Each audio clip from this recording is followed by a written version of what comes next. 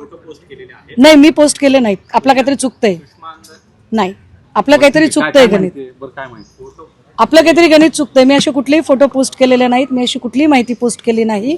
मुळात काल जो काही प्रकार झाला त्या प्रकारामध्ये जर दोन व्यक्ती त्यांची जर कन्सेंट असेल तर तिसऱ्याने मध्ये पडण्याचं काही कारण नाही. दोन्हीपैकी एकाही व्यक्तीचं जर त्या संबंधित गोष्टीवर जर ऑब्जेक्शन नसेल तर त्यांच्या प्रायव्हसीचा भंग करणं हे चुकीचं असेल. आणि असली काय म्हणतात त्याला बेडरूम मधली जासूसी करण्यात मला अजिबात इंटरेस्ट नाही. संजय शिरसाट असं म्हणते की राज्यातील मंत्र्यांना हनी ट्रॅपमध्ये अडकवलं जाते किंवा ट्रॅप केलं जाते. राज्यातील मंत्री सुरक्षित नाहीये. ते त्यांचं त्यांनी बघावं. कारण अडकवणारे कोण आहेत आणि कोण त्यांच्यासोबत बसलेला आहे, सत्तेत मांडी लावून बसणारे कोण आहे ते त्यांचं त्यांनी विचार करावा. नाही, झिरवळांचं चुकलं का नाही चुकलं याच्यावर मी का बोलावं. मला सांगा, ज्या गोष्टीने इथे सामाजिक याच्यामध्ये जर काही मला इकडे काही होतच नाहीये, काय संबंध आहे. एक माणूस त्याच्या घरात काय करतो याच्यावर कशी काय पत्रकारिता टिकून राहू शकते बरं.